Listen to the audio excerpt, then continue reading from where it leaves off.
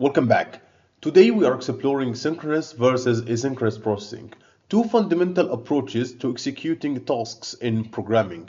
If you have ever wondered how to handle tasks sequentially or in parallel, this video is for you.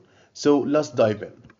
And first, we start by what is synchronous processing.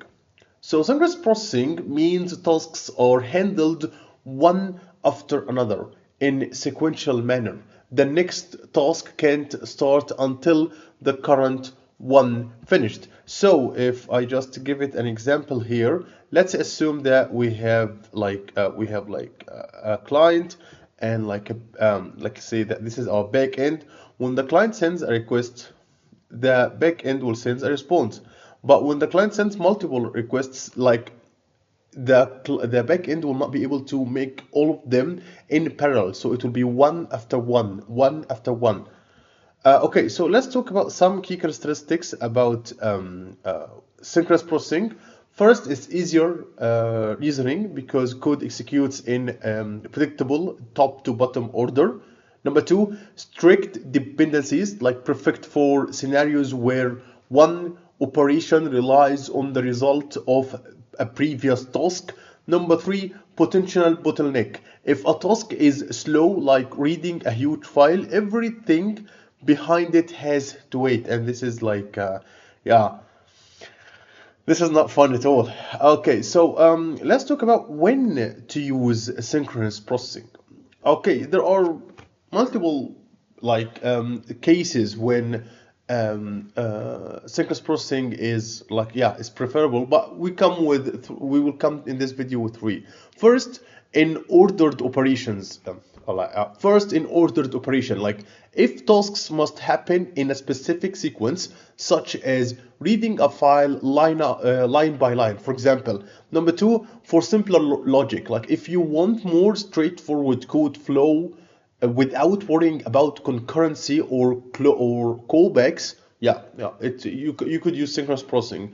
Number three, small or low latency tasks. Like if tasks are quick, sequential execution doesn't hurt performance that much, go with synchronous processing. Synchronous processing shines in applications that prioritize simplicity and strict ordering at the cost of potentially blocking other tasks. Okay, so let's start to talk about the next, what is asynchronous processing? Okay, so asynchronous processing allows multiple tasks to run concurrently or in overlapped fashion.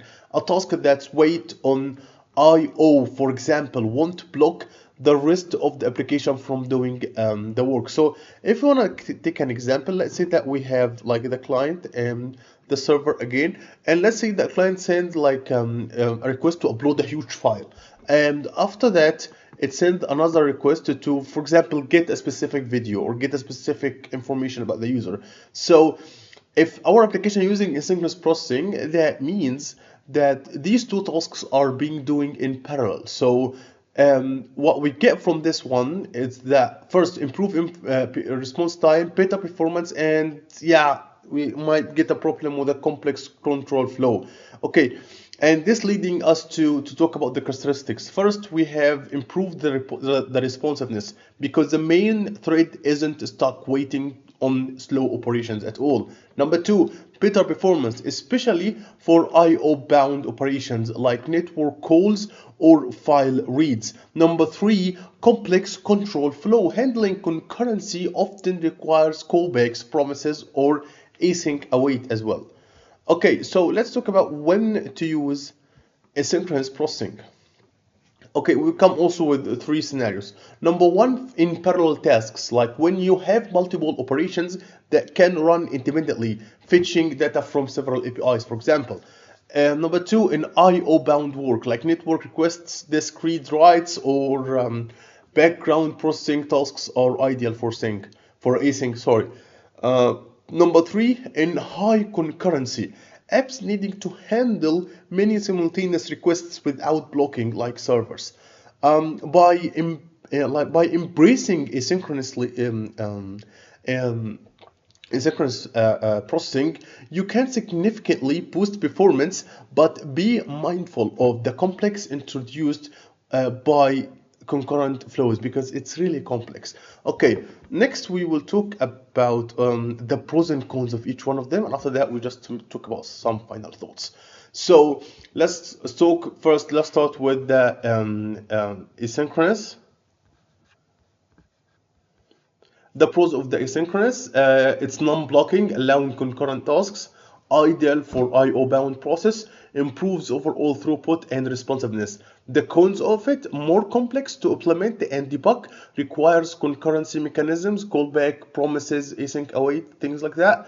Potential for like race conditions if not carefully managed. Okay, how to, I guess this.